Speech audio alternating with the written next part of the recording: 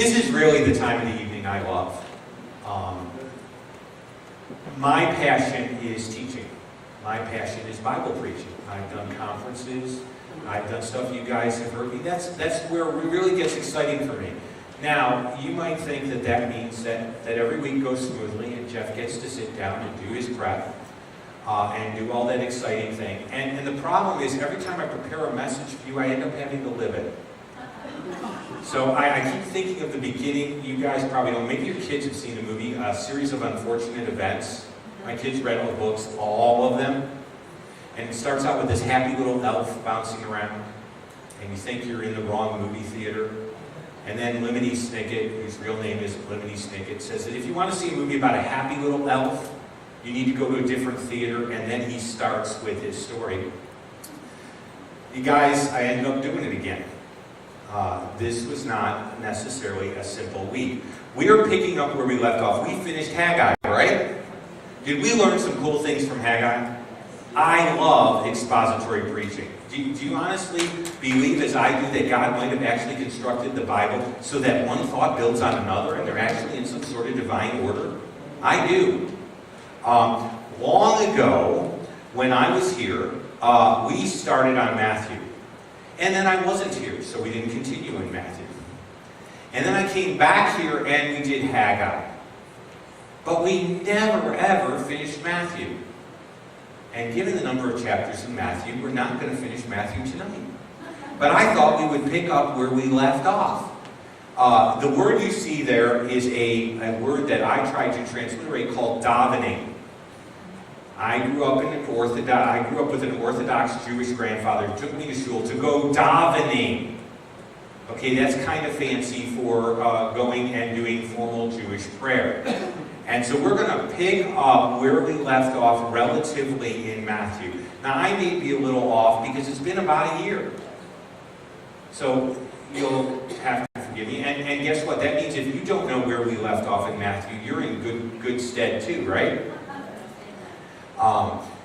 We're going to talk a little bit about Matthew. I'm just making sure. First of all, the whole purpose of Matthew is to demonstrate that Jesus, Yeshua, okay, in case we need translation, is King Messiah. Okay, Matthew starts out by giving the royal genealogy. If you don't have the right credentials, you can't be the right guy. Okay? And so there's a whole lot of this genealogy that's here. And, you know, it's the part that everyone else likes to skip, because usually genealogies put people to sleep, but they don't put us to sleep because we understand that genealogies really teach us a lot. One, they teach us that God works through generations. I got 5 kids. So I'm kind of excited by that prospect. Okay? And I am the only believer in my family. So I know that I started kind of a new line. And so you pick up there, and then you have the actual story of the wise men, which is, you know, every season the wise men kind of come out, yeah, and, you know, that whole thing's there. And that's really there because of prophecy, because they go, and Matthew's going to keep doing this. This was the gospel that I read before I came to faith. Because all of a sudden I started seeing, it is written, it has been fulfilled. And I went, wow, there's something called correspondence here. In fact, I even went back to the Messianic prophecies because I thought maybe Matthew didn't know what he was talking about. So just to see if he had his head screwed on straight, I went back to the prophecies in Hebrew. And I actually came to faith through study. Oh, go figure. I mean, no need for 5 minutes. You know that's the sort of thing that would happen, right? And then there's this whole thing about the slaughter of the innocents. And what you'll keep seeing is information and then prophecy. Okay? And then you have the forerunner. And then you have the testing of the king. Now, you're going to end up understanding something very important. There's a motif going on here. Okay? What is a motif? A motif is a repeated picture that's supposed to send a message. You know how they say a picture's worth 1,000 words?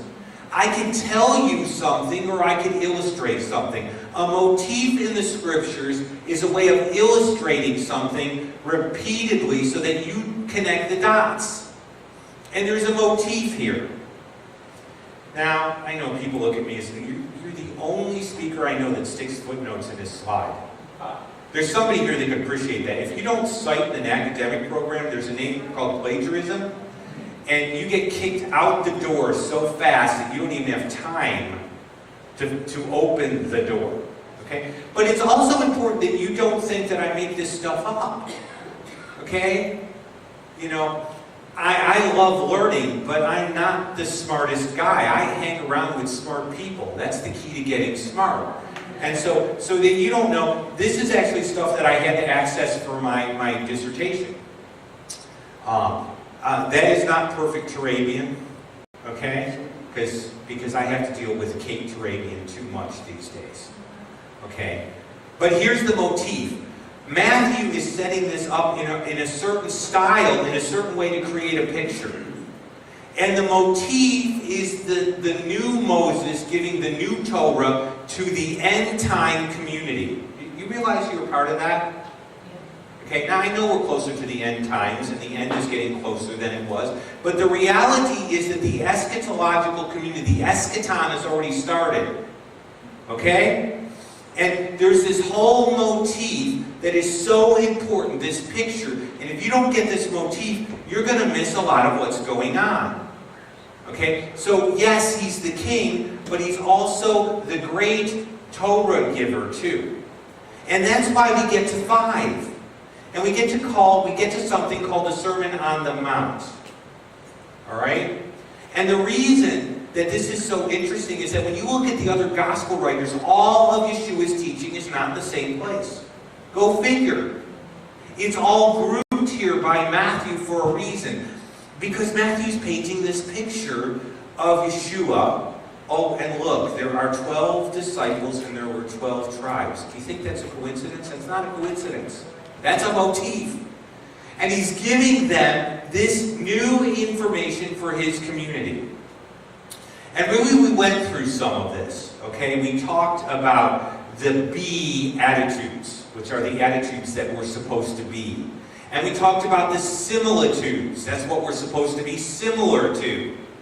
And we talked about the law. And we talked about anger, which guys do pretty good. I know gals can get angry, but that's what football game cheering and stuff is for guys. We can really get the blood flowing. Okay? And we talked about how our eyes play an important part, and how things really start on the inside and they work their way out. Okay? And we got into oaths, and we got into some of the other stuff, and we really got into most of this, and about where we left off is right around the model prayer. Now, take home truth. Rich Freeman is the tallest Jewish guy I've ever met. He stands about 6 something. Okay, he was my homiletics teacher. And he told us if we didn't have a take-home truth, we were being sent home. Okay? He also demanded a parrot joke for extra credit. He's in Florida. I don't know any parrot jokes. And I really don't think that they'd be appropriate in certain settings like a funeral. To hear about the parrot who died, I never did quite get that whole thing. But he was big on the take-home truth. And so I front-load the take-home truth. I want you to remember something. Hopefully you remember a whole lot. But you've got to have something to post on your refrigerator. You get refrigerator magnets for me and take-home truth. We pray to become, not to get. That's tonight's take-home truth. Now, that means the plane's taken off, and I got to fly this thing and land you there before the evening's done. Okay? Now, normally what I do is I give the basic information and then I go, the text. We're probably going to do that a little differently this evening. Okay? But we're going to start going through the text. Now, look at verse 5 of chapter 6 of Matthew. A.K.A. Levi. Okay? In case you thought that it was Matthew Berg or Matthew Steen, let me help you with that. Okay? When you pray. It's kind of interesting. The Greek doesn't indicate the if you pray, like a conditional if. It's sort of when. That's because what assumption is Yeshua already making? That they're going to, see, audience participation is always welcome, just as long as we don't get too crazy with it here. When you pray. Now, he's going to contrast the conduct of individuals praying in his day from what should occur. So this is a contrast. Don't do this, learn this. Okay? When you pray, you shall not be like the hypocrites, for they love to pray standing in the synagogues and on the street corners, that they may be seen by men. Assuredly, I say to you, they have their reward. But when you pray, go into your room, and when you shut your door, pray to your Father, who is in the secret place. Look at your translation. It might say in secret. And your Father who sees in secret will reward you openly. Now, what is that all about? There was a level of ostentatiousness in Second Temple Judaism that existed.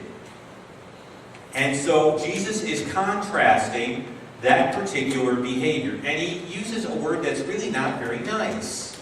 It's the word hypocrite. I don't suggest that you run around to certain places where there are Orthodox Jewish people that are praying and start with that as your first opening line in sharing. That's not a good way to go. The word hypocrite comes from the Greek that means play act. You're putting on something on the outside that's not really on the inside. There's an inconsistency between your inside and your outside. Now, admittedly, there'll always be some level of inconsistency, but these guys are playing it up. Look at why they're doing it. What's their motivation? That they may be seen by men. Why do they want to be seen by men? And I don't think the inference there is that there are no women in the world. Why do they want to be publicly seen? Because they want to put on a level of, look at me, I'm holy. So they want to do this where it can be seen. It's not a matter of they just happen to be praying and they're not invisible. It's a matter of there's a motivation here that is expressing itself in action. And so they want to be seen by men. What do they have already? They have their reward. Why? Because they got paid money? No. They have the reward, the accolades of the people. The outward praise is the reward. They already got it. They already got what they're going to get. They got what they're looking for. Okay? It's kind of interesting. God often does that to people. If you check Romans 1, he gave them over. I always like to say that probably the worst thing that God can sometimes do, given our natures, is give us what we want. Because sometimes we don't want real good things. I want the second Dairy Queen, but I know it means 15 more minutes in spinning class. Okay, and God doesn't give it to me because... one, I'm smart enough to know I don't need it, and two, he's smart enough to help me know I don't need it. Okay. And that's why there's a... Now, they're told to pray in secret. You mean there's no such thing as corporate prayer? What did we just do here? Did I just violate something? No. The motivation. When you're dealing with God, go ahead and deal with God in a way that does not call attention and try to give you a reputation of personal piety. Okay? And so there's a motivation there. So if you indeed do corporate prayer, you're not sinning. Don't ever get that idea. The idea here is if you do it so everyone knows how holy you are while you're doing corporate prayer, then you have the wrong motivation. And you will be rewarded, now this is kind of shocking, according to your heart motivation. The wrong motivation leads to the wrong reward. Why does God care about our motivations? Because the wrong motivation, now that's a refrigerator bag and say, leads to the wrong reward.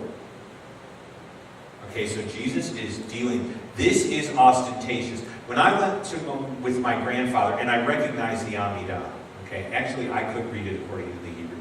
I could sing it like Jack sings it. I don't have the voice of a cantor, I have the mind of a teacher. But here's the thing, my grandfather could speed daven the Amidah. I mean, he was fast. He did the 50-yard dash in the Amidah. I was the guy that was still standing there, on benediction number 5. going, I think I'm done now, because I'm the only person standing, and I really don't like this feeling.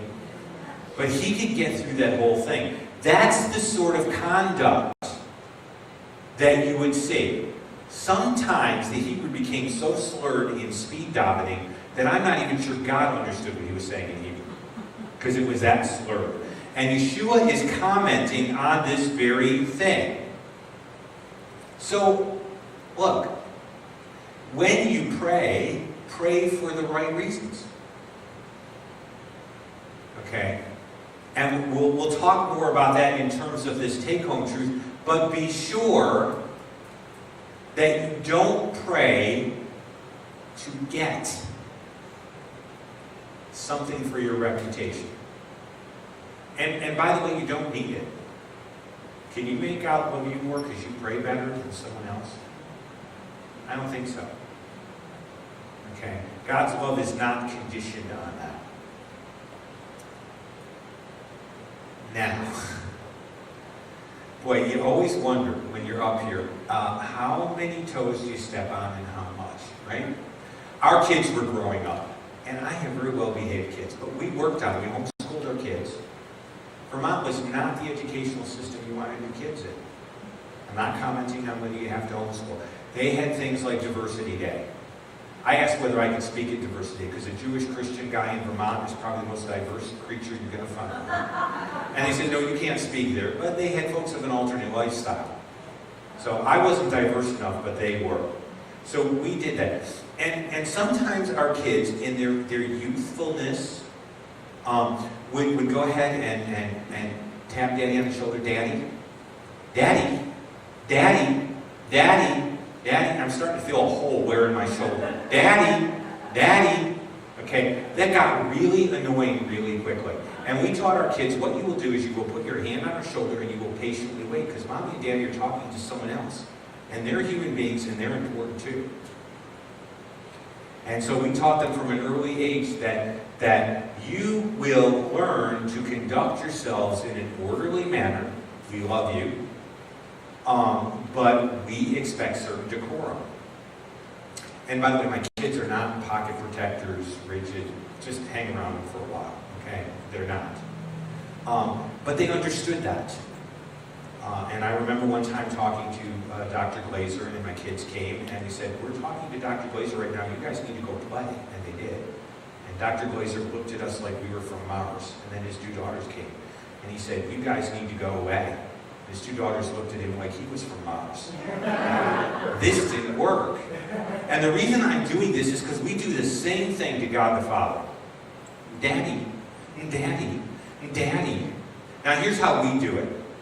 Okay, now I'm not trying to step on anyone's worship style. Okay, there are sincere people that do this because they're trying to express themselves. Okay, but we have what's called stutterology in prayer.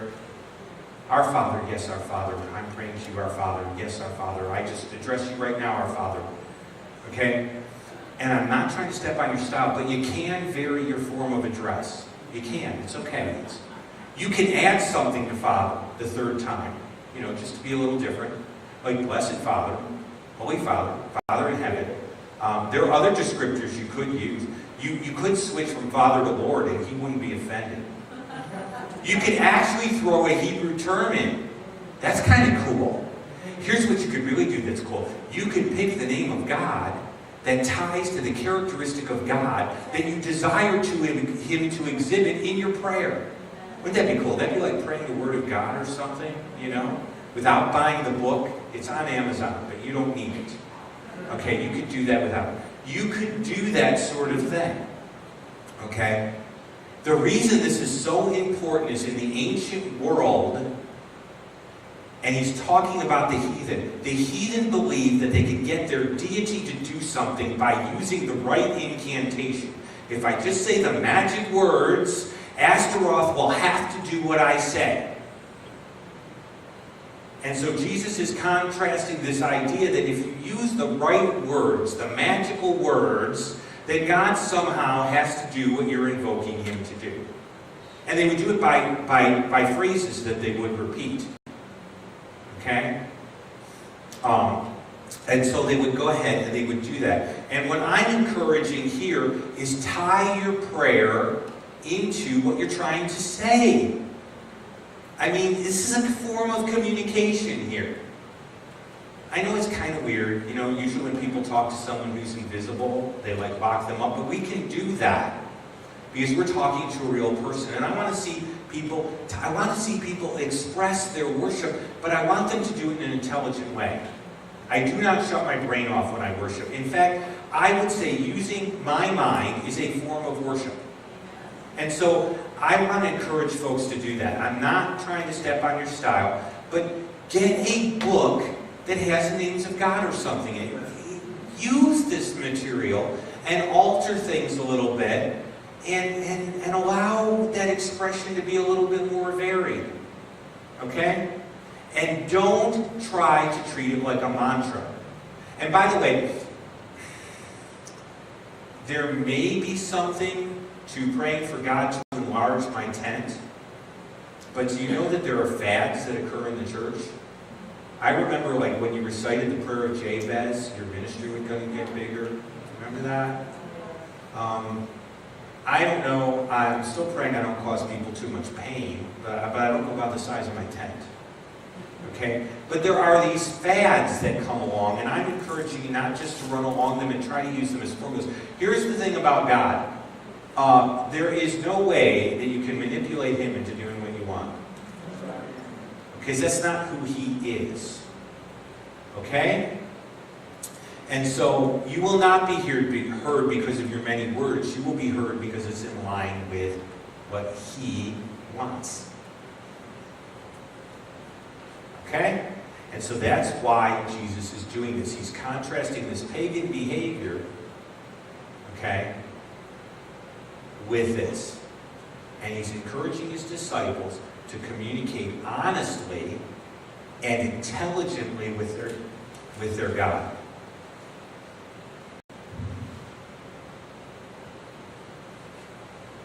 Sorry about that. What does prayer look like? First of all, there is nothing magical about the disciples' prayer. Whoops. Wasn't I supposed to call it the Lord's Prayer? Well, it's not what the Lord prayed. Check out John 13.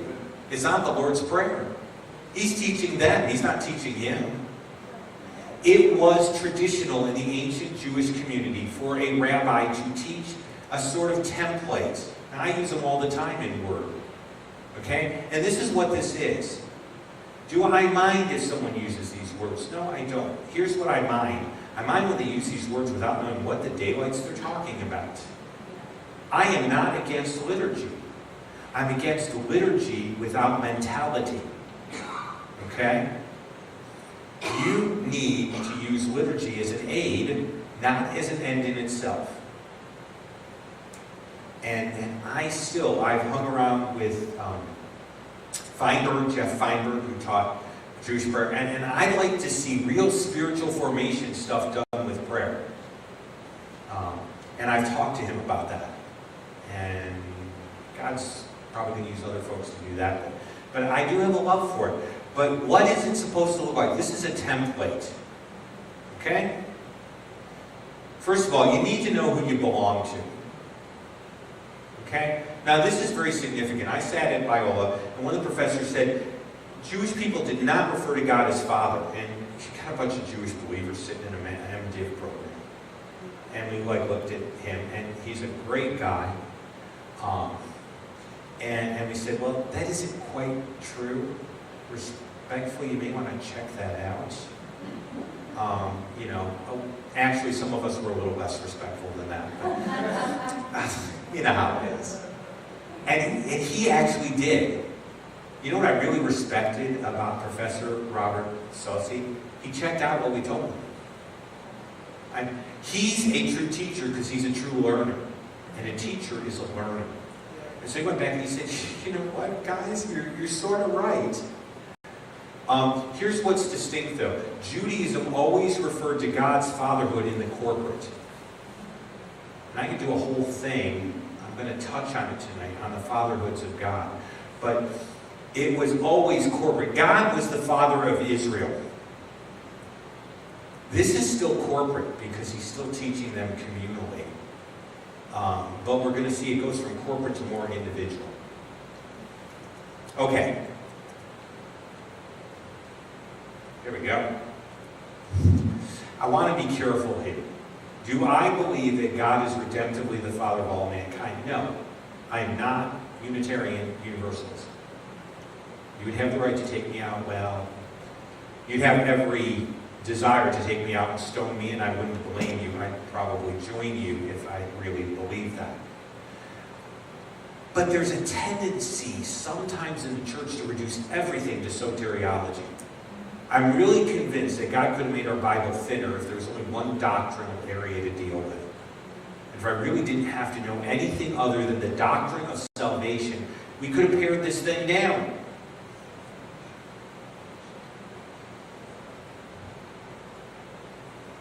There we go. Thank you. There are things in the Bible that we have to deal with. Why do people have a spiritual nature? Okay. By the way, I do not believe in the same way that animals have a spiritual nature like I do. Like lions don't stop to ask forgiveness of the deer before they eat it. It's one of my chief arguments against people who do that sort of thing. I say, well, wait a minute. You're telling me animals are as moral as I am, so a lion asks forgiveness before he eats the zebra? And sends a get well quick card. What is that? We have uniquely spiritual. How do we have that? If God isn't in some way the procreator or father of us, how do we have? Why are angels called sons of God? They are. They're called the B'nai Elohim. Do you know that there is no redemption plan for angels? I know. I spent 4 hours. We had coffee in a dorm room postulating why there was no redemption plan for angels. I think I had a pretty good answer, but there is actually a relationship between the nations and the fatherhood of God.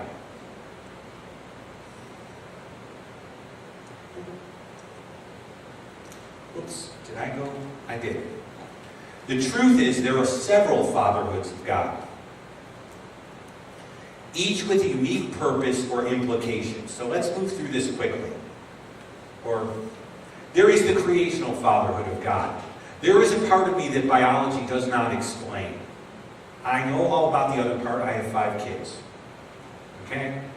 But there's a part of me that God somehow, and theologians have debated exactly how this whole thing works for a long time. There's a part of me that God really has a big hand in creating. Okay? And God is creationally my Father. Let's look at some scriptural proof to prove that. I'm not making this stuff up. In Numbers, this is in the Tanakh, 16:22, God is called the Father of the spirits of all mankind. Now, the Hebrew doesn't read the Father of the spirits of all mankind. It reads the God of the spirits of all flesh. But the point is, what is that saying here? It's not just talking about redeemed people. Okay? You just look at the passage and its context, and you will see that it's broader than that. So one man sin, and you be angry with the whole congregation. Okay? That doesn't do to just restrict that. Hebrews 12:9, God is called the Father of our spirits. I had one guy this week on Facebook really have a problem with correcting your kids. And I pointed out Hebrews. Furthermore, we had human fathers who corrected us. How much more shall we not be subject to the Father of spirits and live? The Father of redeemed spirits, right? The Father of redeemed people? No, that's just not sort of the way I would restrict that passage.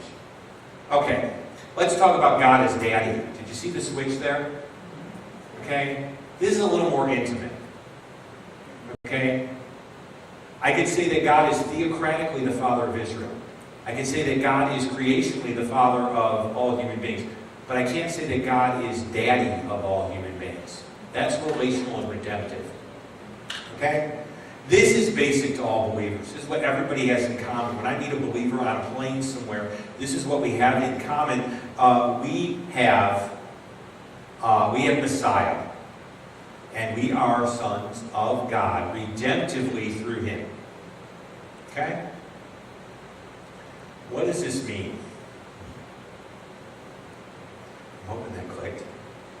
Do you see you are asking Daddy God up there? Do you see rabbit ears behind my head? No, you see that. You know, in Papua New Guinea, they call him Papa God. I've always been sort of impressed by that. We have missionaries that are going to Papua New Guinea that are friends of ours. I've watched him grow up. He's going with new tribes. And I watched him actually had him put into his life. But they call him Papa God. This is the beginning of the prayer here. Okay, in this manner, therefore. Okay? Don't pray with vain repetitions. God already knows what you need. Therefore, in this manner, pray. Now, I'm skipping over a little bit here. God wants us to pray. You might say, but he already knows what we need. Yes, but he wants us to ask. I want my kids to ask permission before they eat my last chocolate bar. You know, I'll probably give it to them anyway, but I want permission being asked. Our Father who art in heaven. That's why I went through this fatherhood thing. Okay? Know who you're praying to. Your kingdom come. We're asking Daddy God for what he wants to give. Now, you want to know how hard this is this week? I'm a faith-supported missionary. What happens when you get a nasty call from the head office that says essentially, guess what, your account is not producing enough.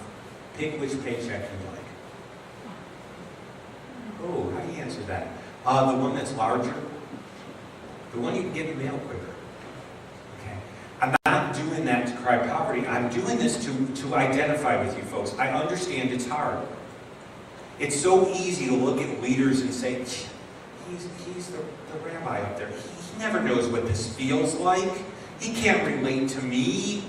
Yeah, I can relate to you. This is really hard. And when it doesn't come, you feel like, how do I do this with a straight face? I said to Marlene when I got that call, I said, how do I preach this with a straight face? You know how I preach this with a straight face? Because the book says so. That's why I preach it with a straight face. My love is preaching and teaching the word, and the book says so, and so I preach it with a straight face. Does that mean that our experience matches the book all the time? No way. Doesn't happen like that. So yeah, God as our Father is our protector and our provider. Okay? He is. And we have all the resources of God through Messiah. Look at the verse I put up though. There is no condemnation for those who... Now I know it doesn't say Messiah up there. So let's translate. Put on your little universal translators like Captain Kirk. And when you see Christ there, you see the word Messiah, right? Universal translator. We can do Greek. Who do not walk according to the flesh, but according to the Spirit. For the law of the Spirit of life in Messiah, Yeshua, has made us free from the law of sin and death. Okay? And I only do that because Paul did write it in Greek. Sorry, Koine Greek was there and he used it. Okay? You have all those resources, but those resources are spiritual resources. You know, don't decide you're going to go take the new Maserati off the lot because you have all of God's resources in Messiah. You know, no, don't. I didn't send you. Okay? You are inheritors of the kingdom. Okay? Those resources are there for a reason. What does 2 Peter tell us about those resources? 2 Peter 1:4. We have become partakers, yes we have, of God's moral nature by which have been given to us exceedingly great and precious promises so that we can just sit and enjoy them and try to claim everything. No, that through these you may be partakers of the divine nature. You mean I can now be omnipresent? Not on your life. Okay, I am localized. Sometimes I'm even so localized, you don't know how localized I am. Okay? These divine nature refers to his moral, shared attributes. You know, kindness, graciousness, those sorts of things. That having escaped the corruption that is in the world through lust, and it goes on, the point is you're partakers of the promises so that you can partake in God's moral nature. Princes and princesses of the kingdom need to look like their father. What kingdom? Do you guys feel like it's a kingdom? You guys know that an election's coming up? Since when do you have an election in the kingdom? How do you handle that? Okay? Because the next verse is, thy kingdom come, thy will be done. What kingdom? That's what my dad would say. He'd say in a very nice Eastern European Jewish accent, so what kingdom? Okay? I got to clarify kingdom here. There is the universal kingdom where God rules over everything, right? Then there's the theocratic kingdom. A book I read years ago I really like, Reginald Showers, There Really Is a Difference. Okay? You need to understand, God is sovereign over everything, but He isn't physically, geopolitically ruling. Because if He was, I wouldn't be getting stupid cold calls surveying me about who I'm going to vote for, which I like to hang up on. I'm really trying to think of a really evangelistic response, like, are you a member of the Republican Party? No, actually, I'm part of a kingdom. I always tell the story, I did this on a plane. I only did it once. Someone sitting next to me said, what do you do for a living? I said, I'm in ambassadorial service. They said, oh, really? What country? I said, well, it's a small country, but it's growing. They said, oh, really? I said, yeah, actually, we're offering citizenship to anyone who's interested. Okay. I don't think chosen people would approve of that too many times in a row. Okay. Did Jewish thought believe that there was a theocratic kingdom? They call it a theocratic kingdom, but they believed that when you recited the Shema, you were taking on the yoke of the kingdom. God's kingdom. The idea was that God, again, wanted to rule over His subjects. The reference there is to a Talmudic reference. I like Barakot because it's an early tractate. You can check. There's reasons to believe it was a little earlier. Okay? Sanctification in the kingdom. We could do a whole thing on Romans 1 and 2. Okay? Being a living sacrifice means you get to walk out of here. Being a dead sacrifice means you don't. Okay? And there's a whole list, but that's not where we're at tonight. Okay, let's talk about application. Remember, we got to land the plane. Some of you are about ready for your second cup of Starbucks, so we need to do it quickly, okay? Prayer should be an opportunity to align yourself with God's kingdom plans and to make you God's kingdom person. Okay?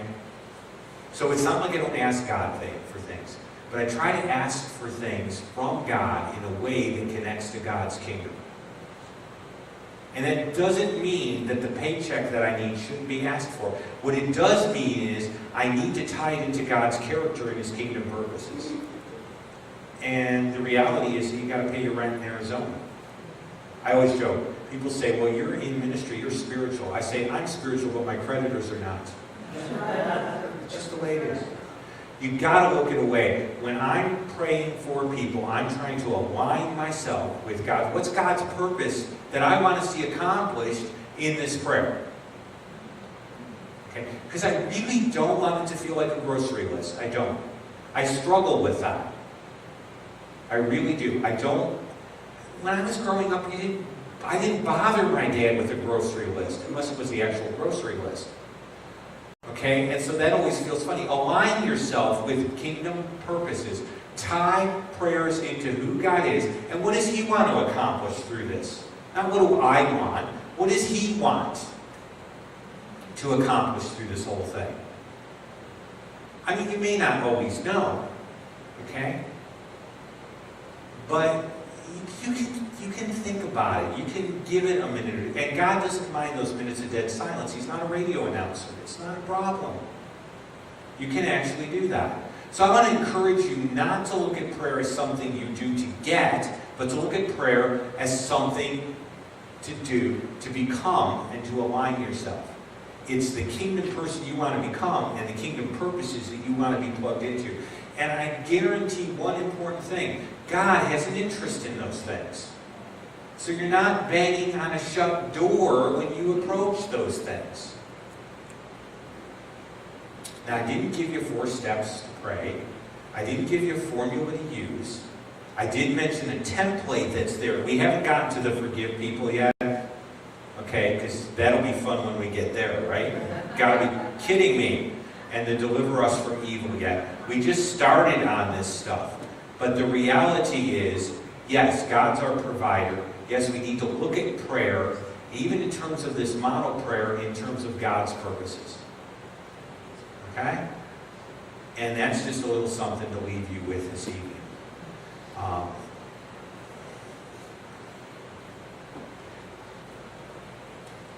Okay. I will let you